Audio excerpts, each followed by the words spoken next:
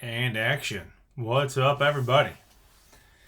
I'm going to do my post draft breakdown for you today. I know, obviously, it's been almost a week since last Thursday. Today's Wednesday, May 1st. Happy May. And a lot to touch on, obviously, with 10 picks to discuss. And a lot happened, obviously. Things that people are not happy about, things that some people are happy about, and everywhere in between. So, yeah, just diving right at it. Last Thursday was certainly one that was tough in a couple different ways. Obviously, just waiting for the Bills to pick, and then them trading back, and then them trading back again out of the first round, and didn't have a pick on Thursday. So, for those that love the draft like I do, that didn't bother me all that much. Sure, I would have loved to have, made a pick between 11:30 and midnight, but at the end of the day, they were the leadoff hitter on Friday night. So, staying on that topic for just a second. Look, I don't. What bothered me more was actually the move to go from 32 to 33, because I was a fan of taking a guy in the first round and having the fifth year option as an opportunity, obviously, later on in said player's career that, they're still under contract. Granted, it's basically a fully guaranteed year, but again, it could be a big difference in terms of cap number. So, moving up as much as they did from 32 to 33 in terms of the other pick that they got, going from, I think it was 200 to 141, is, that's a no-brainer. That's good business, right? But in my eyes, what's more worth it, right? Having that fifth year, or moving up to, maybe that player at 141 becomes a stud for you, and it's like, well, we would have never have gotten this guy instead of having the fifth year, which maybe you don't pick up because the player that you took in the first round isn't what he could have been, right? So there's always a pro and a con, and I get that. So I do not care that they moved with Kansas City. If you've probably heard this in other avenues and other breakdowns, but if they obviously weren't going to pick Worthy, Buffalo, at 28, Kansas City was clearly, that was their guy, right? So, like, whether they would have picked them at 29, whether they would have moved up to 30 or 31, that's who they were targeting.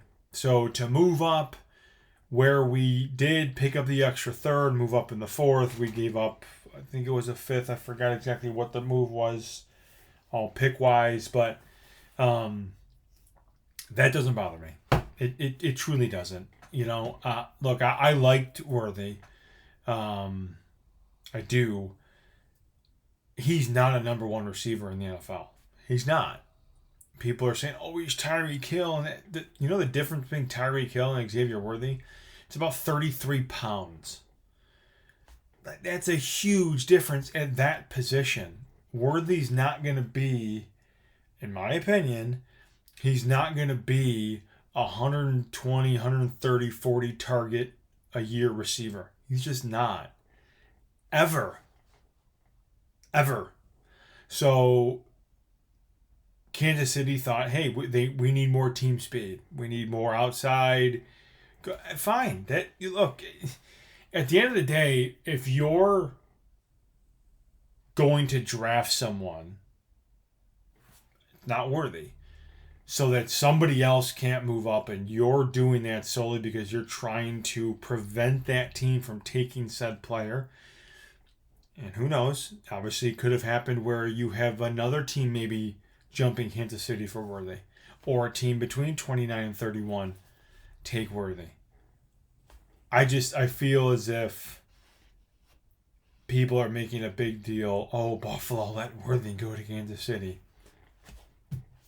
So be it. Like it.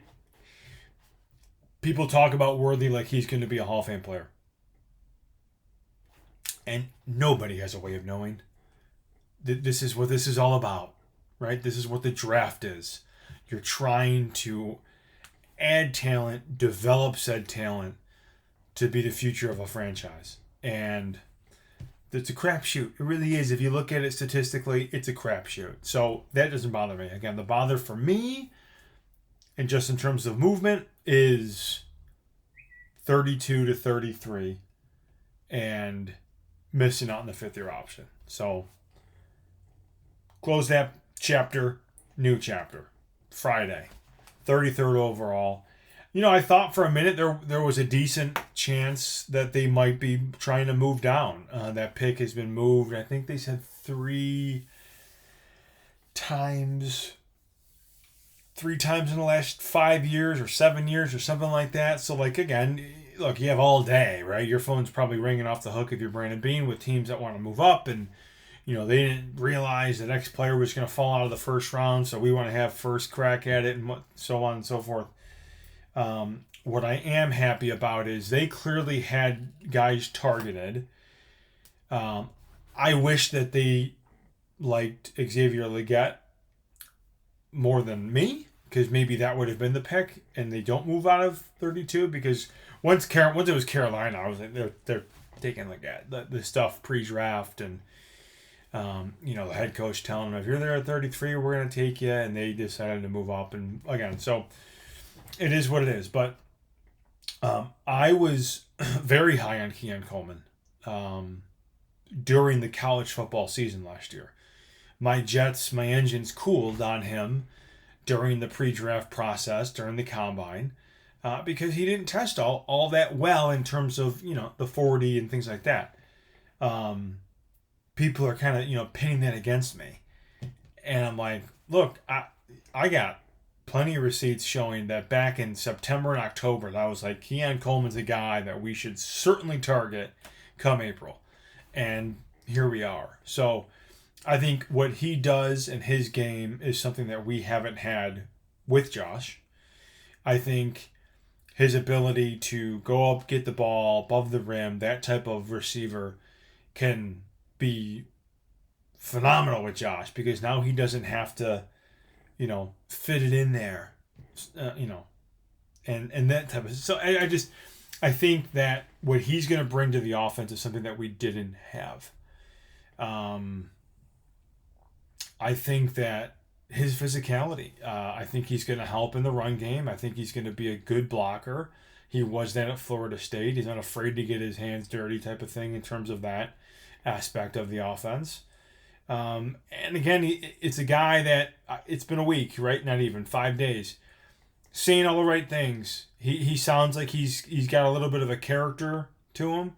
Maybe that's the Louisiana in him. Kind of reminds me a little bit of a Trey White.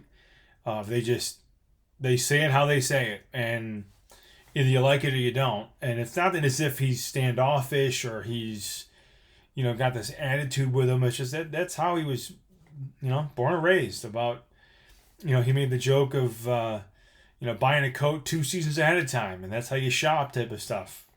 Yeah, I think there's something to be said about the way you approach life, and he clearly approaches it from a little bit of a different angle. Not that that's wrong, not that it's right, but not that it's wrong. So I think that he's going to bring something that is going to help our locker room. I think it's going to bring a breath of fresh air. And yeah, we'll see. Again, I don't think, I've said this on previous shows, the biggest misconception since they traded Stefon Diggs was that they have to replace Stefon Diggs. That is wrong. And if you think that way, you're stupid. That's it. That's period. That is fact. Because they don't have to replace Stefon Diggs. They have to replace the production that Stefon Diggs gave them. So that production replacement can come from multiple people and multiple players. I can guarantee you that Dalton Kincaid's target share is going to go up. He's probably going to be in the neighborhood of 120 to 140, maybe tops. Maybe more. Who knows? So that's going to be big. Obviously, the increase of targets is going to increase his yards and hopefully increase the touchdown numbers, right? They signed a Curtis Samuel. He's going to take some of those targets. Khalil Shakir is going to hopefully take the next step, right? We all think that. Everybody does, from the franchise to fans. So, that being said, those are things that can help and replace the production. You're not replacing the player, you're replacing the production. Okay? So, I think that needs to be discussed more, and it hasn't been. So I think my gripe, just kind of looking at the class as a whole, is that they didn't double dip at receiver. Not so much when, but they didn't double dip. Thumbs up. Somebody agrees with me. Cool. I thought there were times during the draft where they could have gotten another guy, and they, again, with who they've brought in and where they see guys getting to in terms of production standpoints, the guys I just mentioned, a Kincaid, a Samuel, a Shakir, they obviously felt that getting a boundary receiver, an X receiver, is what they needed to address for the receiving rooms as a whole. So be it. Again, that's my gripe. I would have gotten two. They went with one. It was their first pick. That was mission number one, was to, with your first pick, to draft a receiver. Whether it's 28 or 33. I want to know how many people's opinions change if they took Keon Coleman at 28. It's like, oh, they drafted the first round receiver. Mission accomplished. Like, we're good. And just because he got picked 5 picks later, who cares? They added picks. And they added even more picks next year, too. So, like, they set themselves up, which I like that aspect. Because, again, you can't have blinders on and solely focus on right now. Sure, that's the biggest focus. But if that's how you're going to operate, you're going to lose jobs very quickly in this league. And it happens all day long. Cole Bishop at 60, safety. He was a guy that was, pegged to Buffalo for a long time throughout the draft process. They obviously wanted him because they were trying to trade up, from what rumor has it, and they couldn't just make a deal or nobody pick up the phone. So I think he's going to be a really good player for him. I think that he fits a lot of what we had in both Hyde and Poyer in terms of parts of either's game. Whether he's a day one starter, I don't know. We'll see. He's supposed to be a really smart kid. And given their ability to coach up that position and the back half positions, I think he's got a good chance. So, Dwayne Carter at 95, huge fan of the pick. I liked him a lot. I think he's a guy that's going to give them really good depth to start from the 3-tech standpoint. They haven't had that. I mean, let's just call a spade a spade. Some of these guys they've had at D-tackle the last 3 or 4 years, whether it's been Jordan Phillips, Tim Settle, who else has been? Vernon Butler. Guys that just haven't produced for them. And again, not that they're asking them to produce at starter levels, but you got to be able to give them something. And those guys have just been terrible. So he should certainly help. Another one of these, I hate to use the term, high character, big motor, football first type people. You look at their picks. All these guys, you hear Brandon Beane say, they care about ball, right? So, like, that was obviously an emphasis with this draft class is, do you care about ball? Ray Davis cares about ball. You probably heard his story growing up. 12 brothers and sisters. Just, ridiculous. I think he can be... I like Braylon Allen, as you saw in some of my mock drafts. I liked him a lot. Ray Davis can catch it, though, too. I think that's a big part of his game that not many people knew about. I think he can give them something along with Ty Johnson that, the 1, 2, 3 in the backfield is going to be big for him.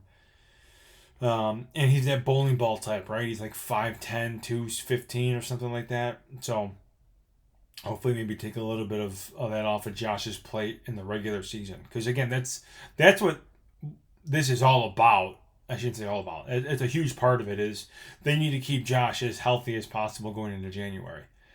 Um, they tried to do that last year and it failed, and they had to break glass in case of emergency when they were 6-6. Luckily, they rolled off 6 in a row or 5 in a row. So VPG Van Pran Granger, a fan. I mean, obviously, if that can be a starting center, which he clearly has the accolades. I mean, Georgia's been probably the best team in football in the last 3 years, and he's been their starting center. So I think that he's his game fits what we do. He's an athletic center, with again a lot of big games under his belt. Sounds the part.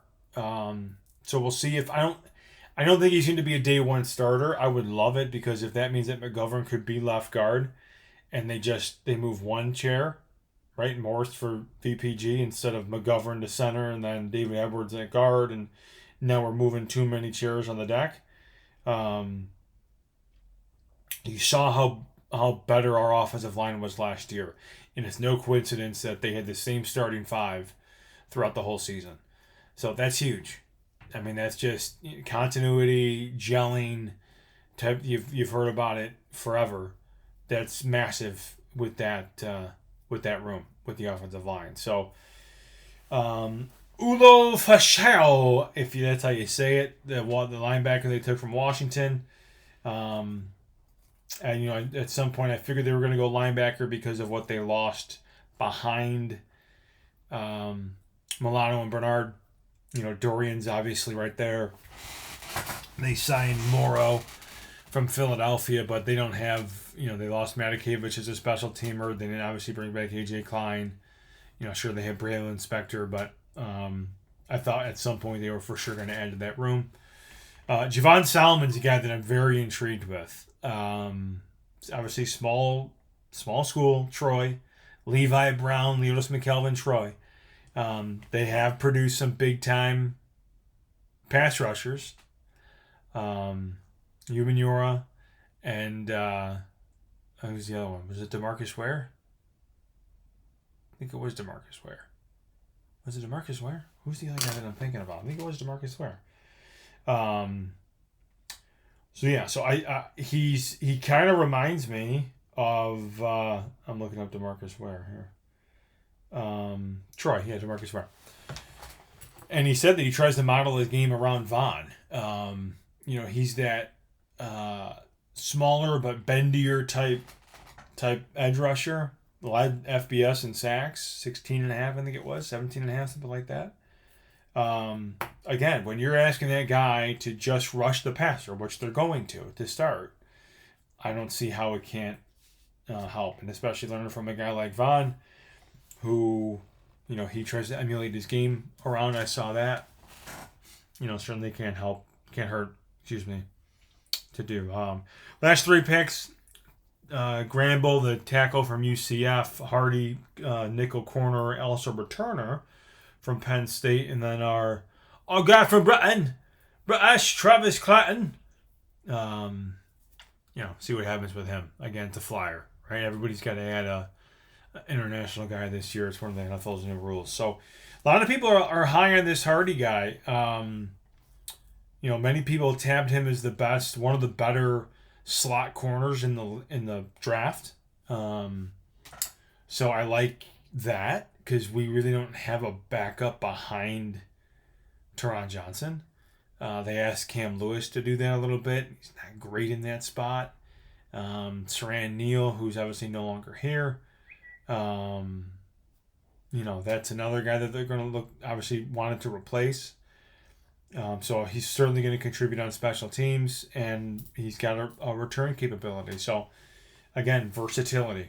And then Grable, again, is he a guy that can maybe take Tommy Doyle's spot? I don't know.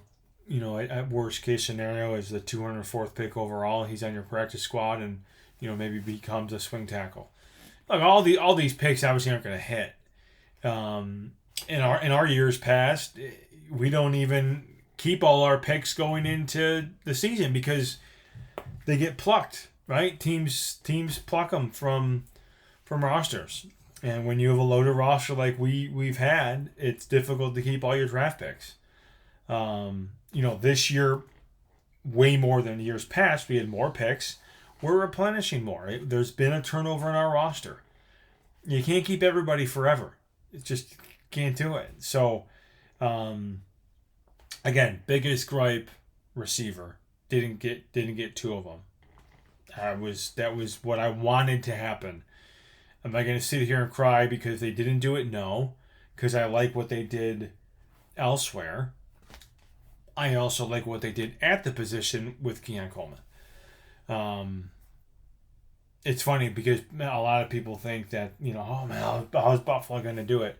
Like I was mentioning before, man, Dalton Kincaid's going to be their number one option. Josh leaned on him a ton down the stretch. He established a good trust with him. Obviously, Shakir too. I don't think that they're in a bad position. I think, I said this after the draft was over, I think as a roster, as a whole, they're in a better spot now, today, May 1st, 2024, than they were September 8th, 2023. I think their roster's better. I think they got younger at key positions. I think they got better depth at key positions. I think that they, as a whole, became more balanced as a team so that you don't always have to lean on one thing, whether that's offense or defense. So yeah, like I get it. Like replacing an all-pro caliber wide receiver that Stefon Diggs used to be is tough. But really, at the end of the day, they've been trying to do that. Were forced to do that after Halloween last year. So it's just one of those things that I think that, again, the name of our game is to have Josh as healthy as possible going into January. Because if he is, then we can unleash him and use him in ways in which we've all seen. That's going to help us. And it's going to, in my opinion, get them to where they want to go. Chesney thinks so too. There you go. So, yeah, if I had to give it a grade, I'd give it a B+, a solid B+. Again, that's a really good spot to be on with how many picks that they had.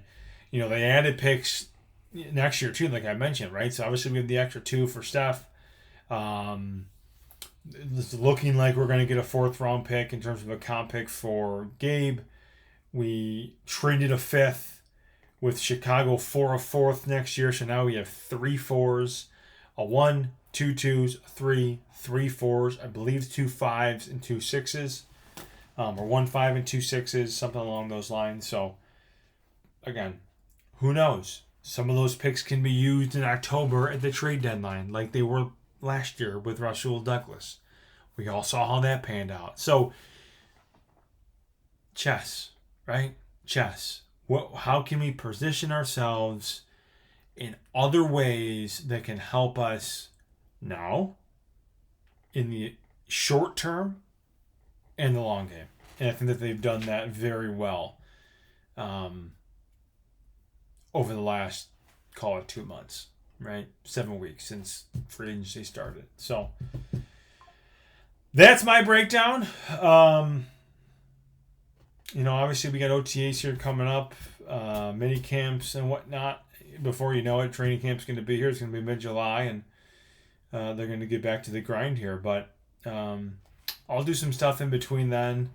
Not a lot's going to be happening, so maybe if anything does big happen, right? June 1st, a month away. That's when we get the money from Trey. Who knows if they make another move then? Again, down like they signed Leonard Floyd. I think it was June 3rd last year, or something like that. June 6th. So they can still add. The roster's not completed. There's going to be more people, more guys between now, training camp / September 1st. There just are. The schedule. Jeez. We'll definitely do a schedule show for sure. Have to, gotta. That's always fun. That's hopefully next week. Fingers crossed. I hope they don't push this thing into the third full week of May. Just would be tough, but yeah, that's probably the next time I'll do something. So until then, go Bills. We'll see you soon.